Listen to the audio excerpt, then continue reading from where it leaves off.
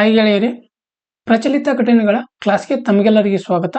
ಈ ಒಂದು ಕ್ಲಾಸಲ್ಲಿ ಫೆಬ್ರವರಿ 5ರ ಪ್ರಚಲಿತ ಘಟನೆಗಳನ್ನು ಚರ್ಚೆ ಮಾಡಲಿದ್ದೇವೆ. ಈ ಒಂದು ಕ್ಲಾಸ್ನ PDF ನಿಮಗೆ ಏನಾದರೂ ಬೇಕೆಂದರೆ ಅನಂತು BK ಎಜುಕೇಶನ್ ಅಂತ ಟೆಲಿಗ್ರಾಮ್ ಚಾನಲ್ ಇದೆ. ಈ ಟೆಲಿಗ್ರಾಮ್ ಚಾನಲ್ನ ಲಿಂಕನ್ನು ಕೆಳಗಡೆ ಡಿಸ್ಕ್ರಿಪ್ಷನ್ ಬಾಕ್ಸ್ನಲ್ಲಿ ಕೊಟ್ಟಿರ್ತೇವೆ, ಅಲ್ಲಿ ಹೋಗಿ ನೀವು ಡೌನ್ಲೋಡ್ ಮಾಡಿಕೊಳ್ಳಬಹುದು. ಇನ್ನು ಫೆಬ್ರವರಿ 5ಕ್ಕೆ ಸಂಬಂಧಪಟ್ಟ ಹಾಗೆ ಪ್ರಚಲಿತ ಘಟನೆಗಳ ಚರ್ಚೆಯನ್ನು ಮಾಡೋಣ. ಬನ್ನಿ ಗೆಳೆಯರೆ, ನೋಡಿ, ವಿಶ್ವ ಸರ್ವಧರ್ಮ ಸಾಮರಸ್ಯ ಸಪ್ತಾಹ 2025 ಇದನ್ನ ಫೆಬ್ರವರಿ 1ರಿಂದ 7ರವರೆಗೆ ಆಚರಿಸ್ತಾರ. ಯಾಕಂದ್ರೆ ಶಾಂತಿ ಮತ್ತು ಅಹಿಂಸೆಯ ಸಂಸ್ಕೃತಿಯನ್ನು ಉತ್ತೇಜಿಸಲು ಕಲ್ಪಿಸಲಾದಂತಹ ವಿಶ್ವ ಸರ್ವಧರ್ಮ ಸಾಮರಸ್ಯ ಸಪ್ತಾಹವನ್ನ ಮೊದಲು 2010ರಲ್ಲಿ ವಿಶ್ವಸಂಸ್ಥೆಯಲ್ಲಿ ಜೋರ್ಡಾನ್ನ ರಾಜ ಅಬ್ದುಲ್ಲಾ ಟು ಪ್ರಸ್ತಾಪಿಸಿದರು. ಇದನ್ನು ಅಕ್ಟೋಬರ್ 20, 2010ರಂದು ಇದನ್ನ ವಿಶ್ವಸಂಸ್ಥೆಯು ಸರ್ವಾನುಮತದಿಂದ ಅಂಗೀಕರಿಸಿತು. ಹೀಗಾಗಿ ಪ್ರತಿ ವರ್ಷ ಫೆಬ್ರವರಿ ಮೊದಲ ವಾರವನ್ನ ವಿಶ್ವ ಸರ್ವಧರ್ಮ ಸಾಮರಸ್ಯ ಸಪ್ತಾಹ ಎಂದು ಘೋಷಿಸಿತು. ಹೌದು, 1ರಿಂದ February 7ರವರೆಗೆ world interfaith harmony weeks ಅಂತ ಕರೀತಾರೆ. ಅದನ್ನೇ ವಿಶ್ವ ಸರ್ವಧರ್ಮ ಸಾಮರಸ್ಯ ಸಪ್ತಾಹ. ಹೌದು, ಇನ್ನು ಭಾರತದ ಮೊದಲ ಬಿಳಿ ಹುಲಿ ಸಂತಾನೋತ್ಪತ್ತಿ ಕೇಂದ್ರ ಮಧ್ಯಪ್ರದೇಶದಲ್ಲಿ ಅನುಮೋದನೆಯನ್ನು ಪಡೆದಿರುವಂತದ್ದು. ಮಧ್ಯಪ್ರದೇಶದ ರೇವಾ ಜಿಲ್ಲೆಯಲ್ಲಿ ಬಿಳಿ ಹುಲಿ ಸಂತಾನೋತ್ಪತ್ತಿ ಕೇಂದ್ರವನ್ನು ಸ್ಥಾಪಿಸುವ ಪ್ರಸ್ತಾವನೆಯನ್ನು ಕೇಂದ್ರ ಮೃಗಾಲಯ ಪ್ರಾಧಿಕಾರ CZA ಅನುಮೋದಿಸಿರುವಂತದ್ದು. ವಿಶಿಷ್ಟವಾದ ಹಿಂಜರಿತ ಅಂದ್ರೆ ಜೀನ ಹೊಂದಿರುವ ಬಂಗಾಳ ಹುಲಿಯ ಅಪರೂಪದ ರೂಪ ಇದು. ಬಿಳಿ ಬಣ್ಣವನ್ನು ಹೊಂದಿರುತ್ತದೆ. ಈ ಹಿಂಜರಿತ ಜೀನ್ ಕೋಟ್ ಬಣ್ಣದ ಮೇಲೆ ಪರಿಣಾಮ ಬೀರುವ ಜೀನ್ ಹೊಂದಿರುವಂತಹ 2 ಬಂಗಾಳ ಹುಲಿಗಳನ್ನ ಒಟ್ಟಿಗೆ ಬೆಳೆಸಿದಾಗ ಮಾತ್ರ ಬಿಳಿ ಹುಲಿಗಳು ಜನಿಸುವಂತದ್ದು. ಹಾಗಾಗಿ ಮಧ್ಯಪ್ರದೇಶದಲ್ಲಿ ಭಾರತದ ಮೊದಲ ಬಿಳಿ ಹುಲಿ ಸಂತಾನೋತ್ಪತ್ತಿ ಕೇಂದ್ರವನ್ನು ಅನುಮೋದಿಸಲಾಗಿದೆ. ಹೌದಾ, ಇನ್ನು ನೆಕ್ಸ್ಟ್, ಭಾರತ ಮಾಲ್ದೀವ್ಸ್ ಜಂಟಿ ಮಿಲಿಟರಿ ಎಕ್ಸರ್ಸೈಸ್ ಎಕ್ವೇರಿಯನ್ ಪ್ರಾರಂಭವಾಗಿರುವಂತದ್ದು. ಇದು ಭಾರತ ಮತ್ತು ಮಾಲ್ದೀವ್ಸ್ ನಡುವೆ ನಡೀತಾ ಇರುವುದು. ಭಾರತೀಯ ಸೇನೆ ಮತ್ತು ಮಾಲ್ದೀವ್ ರಾಷ್ಟ್ರೀಯ ರಕ್ಷಣಾ ಪಡೆ ಇವರ ನಡುವಿನ ಜಂಟಿ ಮಿಲಿಟರಿ ಎಕ್ಸರ್ಸೈಸ್ ಆಗಿರುವಂತದ್ದು ಎಕ್ವೇರಿಯನ್. ಇದರ 13ನೇ ಆವೃತ್ತಿ ಫೆಬ್ರವರಿ 2ರಂದು ಮಾಲ್ದೀವ್ಸ್ ನಲ್ಲಿ ಪ್ರಾರಂಭವಾಯಿತು. ದಿವೇಹಿ ಭಾಷೆಯಲ್ಲಿ ಸ್ನೇಹಿತರು ಎಂಬ ಅರ್ಥವನ್ನು ನೀಡುವ ಎಕ್ವೇರಿಯನ್ ಭಾರತ ಮತ್ತು ಮಾಲ್ದೀವ್ಸ್ ನಲ್ಲಿ ಪರ್ಯಾಯವಾಗಿ ನಡೆಸುವ ದ್ವಿಪಕ್ಷೀಯ ವಾರ್ಷಿಕ ವ್ಯಾಯಾಮವಾಗಿರುವಂತದ್ದು.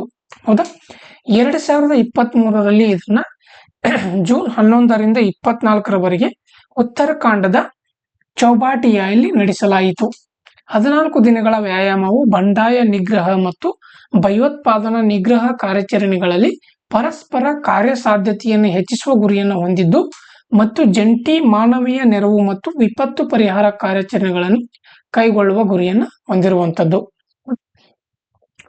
ಎಕ್ವೇರಿಯನ್ ಮಿಲಿಟರಿ ಎಕ್ಸರ್ಸೈಸ್ ಭಾರತ ಮತ್ತು ಮಾಲ್ಡೀವ್ ದೇಶಗಳ ನಡುವೆ ನಡೀತಾ ಇರುವಂತದ್ದು.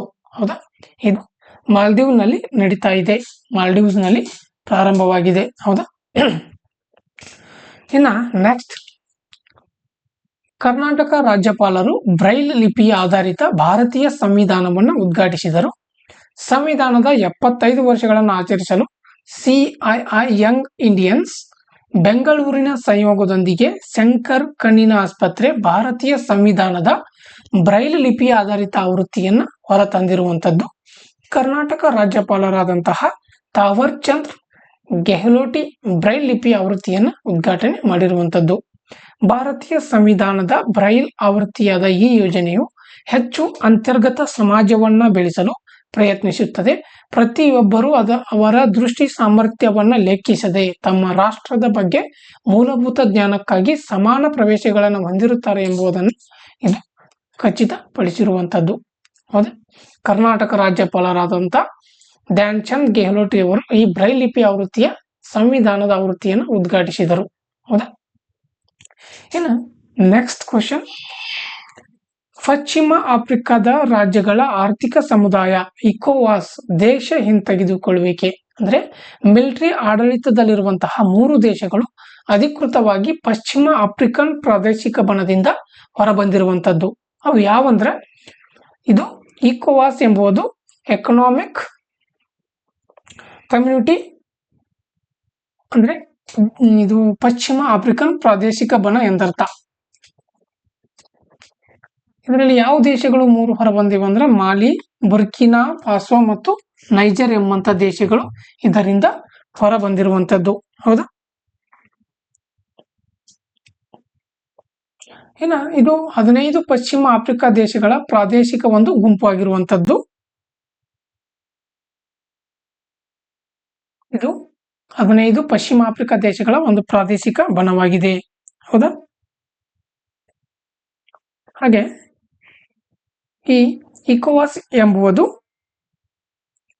ವೆಸ್ಟ್ ಆಫ್ರಿಕನ್ ರೀಜನಲ್ ಬ್ಲಾಗ್ ಎಂಬುವಂಥದ್ದು ಬ್ಲಾಗ್. ಹೌದಾ? ಹಾಗೆ ಈ economic community of west African states, ಹೌದಾ, ಇದರಲ್ಲಿ ಮಾಲಿ, ಬುರ್ಕಿನಾ ಫಾಸೋ ಮತ್ತು ನೈಜರ್ ಹೊರಬಂದಿರುವಂತದ್ದು. ಇದು 15 ಪಶ್ಚಿಮ ಆಫ್ರಿಕಾ ದೇಶಗಳ ಪ್ರಾದೇಶಿಕ ಒಂದು ಗುಂಪಾಗಿರ್ತದೆ. 1975ರಲ್ಲಿ ಲಾಗೋಸ್ ಒಪ್ಪಂದಕ್ಕೆ ಸಹಿ ಹಾಕುವ ಮೂಲಕ ಇದನ್ನು ಸ್ಥಾಪಿಸಲಾಯಿತು. ನೈಜೀರಿಯಾದಲ್ಲಿ ಪಶ್ಚಿಮ ಆಫ್ರಿಕಾದಲ್ಲಿ ಆರ್ಥಿಕ ಮತ್ತು ರಾಜಕೀಯ ಏಕೀಕರಣವನ್ನು ಸುಧಾರಿಸಲು ಇದನ್ನು ಸ್ಥಾಪಿಸಲಾಗಿದೆ. 2023ರಲ್ಲಿ ನೈಜೀರಿಯಾನಲ್ಲಿ ಮಿಲಿಟರಿ ಅಧಿಕಾರವನ್ನು ವಶಪಡಿಸಿಕೊಂಡಾಗಿನಿಂದ 2022ರಲ್ಲಿ ಬುರ್ಕಿನಾ ಫಾಸೋ ಮತ್ತು 2020ರಲ್ಲಿ ಮಾಲಿಯಲ್ಲಿ ಇಕೋವಾಸ್ ಮತ್ತು 3 ದೇಶಗಳ ನಡುವಿನ ಸಂಬಂಧಗಳು ಉದ್ವಿಗ್ನ ಆಗಿರುವಂತದ್ದು ಇದರಿಂದ ಹೊರಬಂದಿರುವಂತದ್ದು. ಹೌದು. ಇನ್ನು ನೆಕ್ಸ್ಟ್,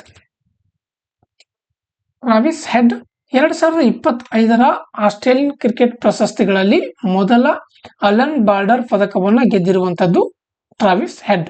ಟ್ರಾವಿಸ್ ಹೆಡ್ ಆಸ್ಟ್ರೇಲಿಯಾದ ಅಗ್ರ ಪುರುಷ ಕ್ರಿಕೆಟಿಗರಿಗಾಗಿ ಪ್ರತಿಷ್ಠಿತ ಅಲನ್ ಬಾರ್ಡರ್ ಪದಕವನ್ನು ಗೆದ್ದಿದ್ದಾರೆ. ಇವರು ಪುರುಷರ ವರ್ಷದ ಏಕದಿನ ಆಟಗಾರ ಪ್ರಶಸ್ತಿಯನ್ನು ಕೂಡ ಪಡೆದಿರುವಂತದ್ದು. ಇನ್ನು ಆಲ್ರೌಂಡರ್ ಅನ್ನಾ ಸದರ್ಲ್ಯಾಂಡ್ ಬೆಲಿಂಡಾ ಆಸ್ಟ್ರೇಲಿಯನ್ ಕ್ರಿಕೆಟ್ ಪ್ರಶಸ್ತಿಗಳಲ್ಲಿ ಕ್ಲಾರ್ಕ್ ಪದಕವನ್ನು ಪಡೆದಿರುವಂತದ್ದು. ಹೌದಾ? ಇನ್ನು ನೆಕ್ಸ್ಟ್, ಆಂಧ್ರ ಪ್ರದೇಶದಲ್ಲಿ 161 ಸರ್ಕಾರಿ ಸೇವೆಗಳನ್ನು ನೀಡಲು ವಾಟ್ಸಪ್ ಆಧಾರಿತ ಮನಮಿತ್ರವನ್ನು ಪ್ರಾರಂಭಿಸಲಾಗಿದೆ. ದೇಶದಲ್ಲಿ ಮೊದಲ ಬಾರಿಗೆ ಆಂಧ್ರ ಪ್ರದೇಶ ಸರ್ಕಾರವು ಮನಮಿತ್ರ ಎಂಬ ಶೀರ್ಷಿಕೆಯ ವಾಟ್ಸಪ್ ಆಡಳಿತವನ್ನು ಪ್ರಾರಂಭಿಸಿದೆ. ಈ ರಾಜ್ಯ ಸರ್ಕಾರವು ಅಧಿಕೃತ ವಾಟ್ಸಪ್ ಸಂಖ್ಯೆಯನ್ನು ನಿಗದಿಪಡಿಸಿದೆ. ಮೊದಲ ಹಂತದಲ್ಲಿ ಸರ್ಕಾರವು ಮನಮಿತ್ರ ಆಡಳಿತದ ಮೂಲಕ 161 ಸಾರ್ವಜನಿಕ ಸೇವೆಗಳನ್ನು ಪರಿಚಯಿಸುತ್ತಿದ್ದು, ಎರಡನೇ ಹಂತದಲ್ಲಿ ಇನ್ನು 360 ಸೇವೆಗಳನ್ನು ಸಕ್ರಿಯಗೊಳಿಸುತ್ತದೆ. ಹೌದಾ? ದೇಶದಲ್ಲಿ ಮೊದಲ ಬಾರಿಗೆ ಆಂಧ್ರ ಪ್ರದೇಶ ಸರ್ಕಾರವು ಮನಮಿತ್ರ ಎಂಬ ಶೀರ್ಷಿಕೆಯ ವಾಟ್ಸಪ್ ಆಡಳಿತವನ್ನು ಪ್ರಾರಂಭಿಸಿದೆ. ಹೌದಾ?